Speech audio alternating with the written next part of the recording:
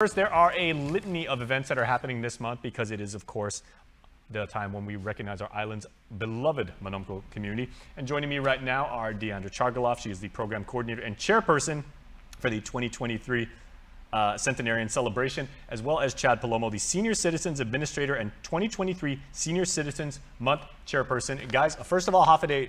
Second, your titles are so long, I needed the paper to actually get that out. But very, very well deserved, because there's a lot of work that goes into recognizing our island's Manumco, and justifiably so. Hafaday, Jason, thank you for having us, and thank you, KUM, for the opportunity. Absolutely. I do have to just clarify, I'm the assistant administrator. Oh, there you go. For the Division of Senior Citizens. Yeah, semantics. I mean, but the one thing that we need no clarification on is the fact that we as Guamanians, we cherish our Manumco, we seek their wisdom, their life experience, and we use this month and all the months in the year to really celebrate them and really let them know how much we appreciate them. Absolutely, okay. Yes. Yeah, how are we doing that this month? Well, so as you mentioned, May 2023, it's actually celebrated annually, the Senior Citizens Month, and we actually have several events throughout the month that we've actually we've completed 2 of them. And what I can do is I can just run down the list real quick. But Certainly. We also really want to pay attention to and pay tribute to the upcoming events, because we still have the ability to have people attend, some on the community side, but it's more so to recognize our Manumco, as you mentioned, and we want to call attention to them during this month. Mm-hmm. So the first event that happened was actually on May 5th, which was the proclamation signing. And what we do every year is we take the proclamation from Senior Citizen Center to Senior Citizen Center. And this year, we actually had it at the Mangilao Senior Citizen Center. Mm-hmm. So to Mayor Ngata and Senior Center Operations and the Mayor's Council of Guam, we appreciate their partnership. That happened on, like I said, May 5th, Friday. And so we were appreciative of the Lieutenant Governor and the Speaker to come over, as well as some senators and other mayors that helped to celebrate.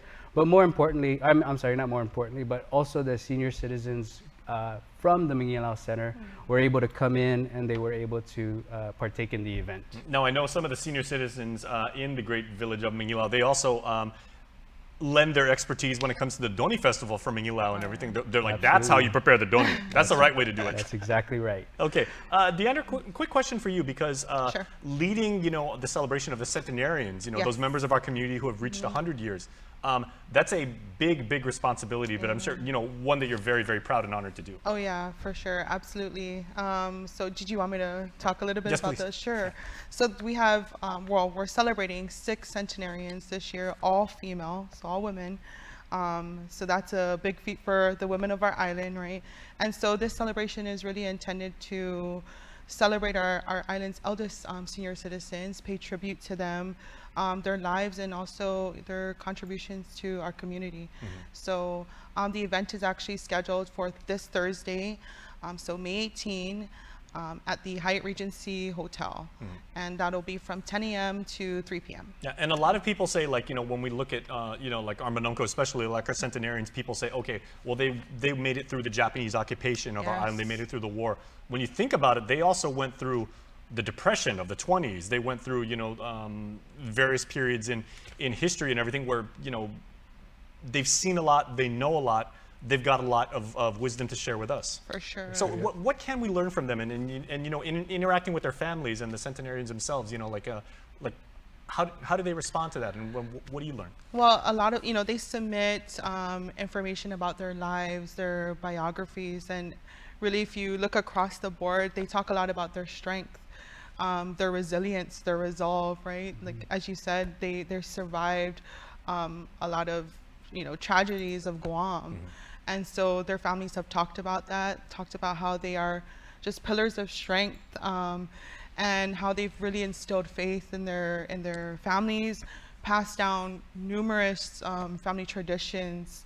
So I think that's definitely something that, we're celebrating as well this Thursday. And I really appreciate how you said, faith, because I know for so many generations of Guamanians and everything, believing in a higher power is something, Chad, that many people really hold dear. Absolutely. Actually, I think it's a commonality across all the biographies where they talk about their faith and they talk about their family, and they talk about how they were rocks for their family to, to that anchor, sort of, so to speak. And I do want to mention though that people, as you said, they went through so many different milestones in history, good and bad, right? And so one of the things I'd like to call attention to is just for the younger generation, maybe to look back and to really just examine how long of a time frame that is. And it's a testament to them and to their families.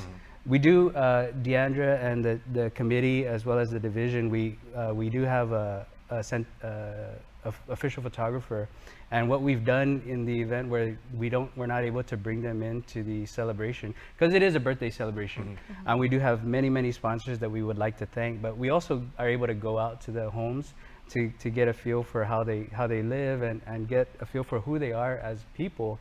And so that's really a humbling experience to go out there and see them. Okay, I want to talk about the activities that all you wonderful folks will be doing in just a moment, but also one of your responsibilities is creating, a network of resources, for our island's Manumco themselves as well as their families. And everybody thinks, senior citizen center, bingo night and like stuff like that, but it's much more broad than that. Absolutely, thank you for that. The division actually has several aging programs, aging services that the community might be aware of. I mean, bingo night is awesome though. Bingo night is great, and that is one of the things that they do have there. But aging programs we have in the community, and we partner. We actually set this up through requests for proposals, contracts, IFBs, and MOUs with partnering government of Guam agencies as well as private organizations in the community. And some people might know them as the home delivered meals, the senior citizen centers, the legal assistance program, transportation, caregiver program, adult daycare. We have, case management, in-home services. So and sadly, I would say like a lot of our people don't really understand that these are available. Correct. Some people just say like, okay, well now I gotta change my work schedule because I gotta take grandma and grandpa like around to appointments and everything. But you guys are there to help them. We're doing a lot now, or not now, but even before, to really focus on our information and assistance component, so that we can get the information out to the community to inform the public about the programs and to let them know, that it's free. They just have to be on Guam, be 60 years of age and above to be able to avail of the programs. And it's just a matter of a phone call or an email or anything of the sort when we're out at an outreach, even when we're out at the Doni Festival. And if they want to come and talk to us, we're happy to do that. We're happy to, let them know about the programs. Okay, so that's an important distinction to make, Deandra, because do people have to register, or do their families have to register once the Guamanian turns 60 years old? Yes, so depending on the type of service, but they can contact our office and then we'll point them in the direction. So if it's, trying to attend the Senior Citizen Center, they can actually contact us. We can kind of push them through to the appropriate Senior Citizen Center for their village, and then they would register at their particular center. If it's for like our homebound services, we have our case management services where they'll actually have to contact them, and they would complete intake and profile and referral form. So there's a process, but we try our best to make that a very seamless process for the Manumco.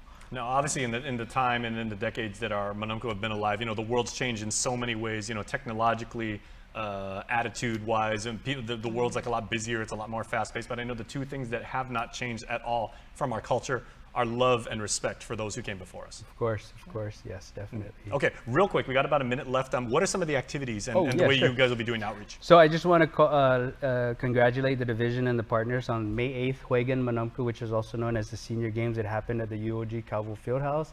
So that was a success, and that is where we bring the senior citizens centers clients to participate in games. And so that happened on May 8th. We are partnering with the 37th Guam Legislature, which will be hosting the legislative event, which is actually a day before the 18th, the centenarian.